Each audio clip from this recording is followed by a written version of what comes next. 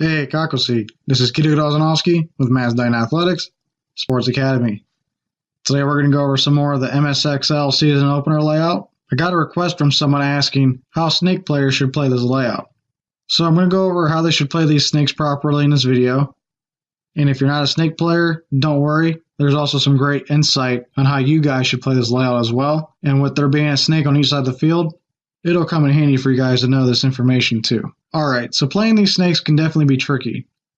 So for right now, I'm going to divide the field down the middle and just focus and talk about one snake so it doesn't get confusing. But keep in mind, it does apply to both sides of the field and to both of these snakes the same way, since this is a mirrored layout. So with the snake on this layout, snake 1 is not hard to get in because of the Dorito being here. If you survive the breakout and make it to this Dorito, you have an easy move into the snake from this Dorito. Because the Aztecs help block the move into it from the temple and that can shooting you. And that'd be really great for most layouts. You get in that snake pretty easily.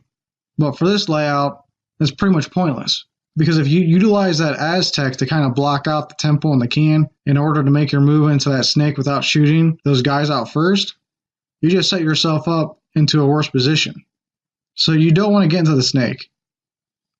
Let me take a minute to explain this, because it might not make sense to some people what I'm trying to get at. Alright, so if there's someone in this temple or can, and I'll even include this W bunker in the center, alright, you don't want to get into the snake 1. You're pretty much trapping yourself in here. The temple and the can have a nice shot down onto you that really applies the pressure so you can't play the snake 1 properly. And they can also shoot the outside of it so you cannot make the cross into the snake 2 or even wrap that great. And if they're in the W in the center of the field and you manage to get into snake 1, the same thing basically applies as if they were in that tower or in that can. You can't really play the snake 1 well. And if you want to make this bump to snake 2, you have to shoot out the guy in the W. So you have to wrap real hard to get a quick shot in the W before he shoots you. Or otherwise you're going to remain stuck in snake 1 because you're completely exposed to him once you get to snake 2. And if you can't shoot him, you gotta risk going through that gap before he shoots you and go around snake 2 and get into the center of the snake. And when you get in there, you have to stay super low, and hopefully the guy in the W shoots right here next to this W, anticipating you to pop up there. And instead you back up to the other W, then pop up to land a shot. But then again, guys, he also might be expecting that as well. So you need to identify where he's shooting over the beam and be patient, stay low, and come up at the right spot at the right time. Again, guys, this isn't going to be a highly in your favor type of exchange with the W. I wouldn't advise this unless your team is struggling. You're down points, and you need to make a play happen.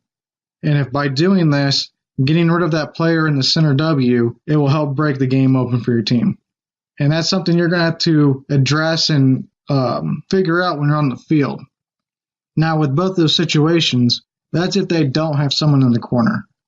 I mean, if they have a guy in the corner, it's going to be even harder to wrap snake 1 to shoot at the tower, the can, or even the W.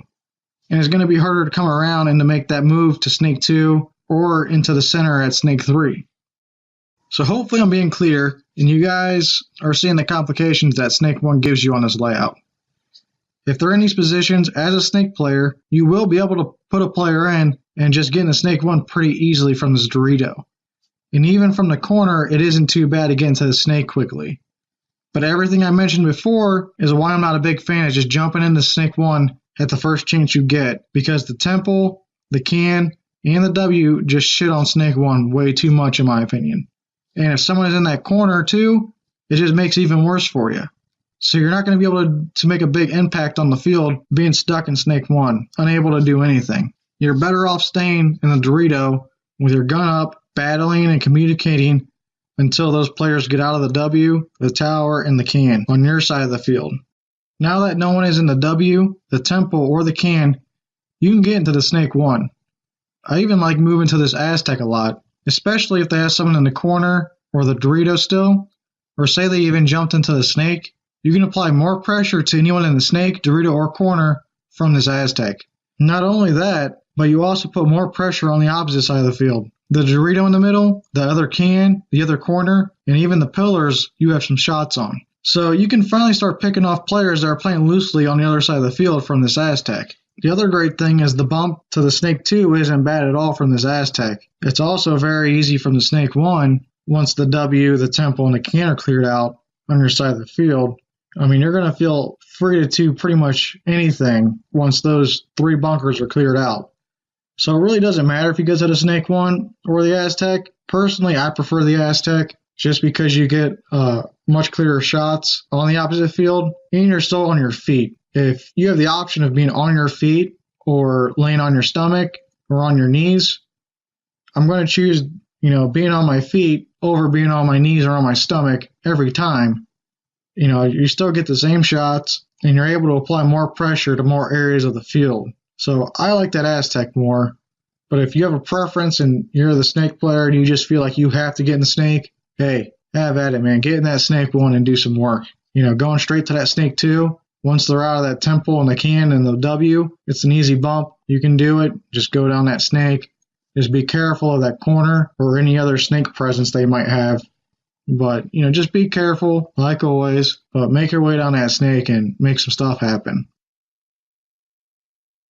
Anyways, once we get into Snake 2, now you get nice shots on the temple and the can on the opposite side of the field. If someone's still in the Dorito, you can get a shot on them if they're not tucked in. Once you get into Snake 3, you get a shot on their Snake 2, etc. It's pretty much the same thing as every Snake in Paintball. You don't want to look inside too much at this point, though. You want to get any kills you can from the inside, but don't risk your good position battling crossfield. Make your way to the outside and start wrapping once the tape is clear to get those better angles. But that's pretty much a Snake. After Snake 1, it's just like any normal everyday Snake, and you just play it as such. So this is what I was kind of getting at for the Dorito players and back players in the overview video. And the same still applies for you Snake guys, because you're going to be playing this spot. Since we don't want in Snake 1 until the W, the temple, and the can are clear, because that puts us at a disadvantage as we talked about if we do get in Snake 1 while they're in those spots. Obviously, we have to be careful of anyone else still on the field, but those 3 bunkers were our main threats. So once they're eliminated from those spots, we're free to move basically wherever we want. And because of this layout, now we can go to the Aztec instead of Snake 1 and be completely fine. And I already explained the benefits of this Aztec by getting those cross shots, as well as having the ease to go into the Snake from here. But what I truly like the most is that we're still on our feet, as opposed to being in the Snake laying down. And we can even avoid getting into the Snake entirely, and make that bump from the Aztec to the next Aztec. And the beautiful thing is, we get all the same shots as if we were in Snake 1, going to Snake 2, and Snake 3 along the way. Alright, as we run and gun to this next Aztec, you're going to shoot all those shots along the way. It's going to be quick, you're on your feet still, and once you make it to this other Aztec, at this point, the game should pretty much be closing out. You're on their side of the field, in an Aztec, a great bunker to be in. You're next to a temple, another great bunker, and a can. Alright, you have great shots on everything. The only people that might be left after you've made this move, running and gunning and shooting everybody out, is someone hiding in the other Snake, in the corners, and yeah, that's pretty much about it. This is what I was trying to explain quickly in that overview video. So you guys that don't play the Snake, you guys lucked out for this layout. And you Snake players, you get more options to play this field. And you can really break games open and rack up a bunch of kills on this layout if you play it smart.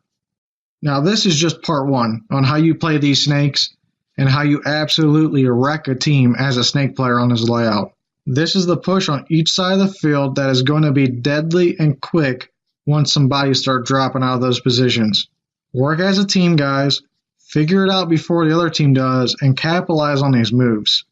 In part 2, I'm going to show you guys how to run damage control. Alright, we're going to show you how to slow this push down from another team doing it and give your team a chance to win from a deficit. So stay tuned, and I hope you guys are enjoying all these tips for the MSXL Season Opener Layout.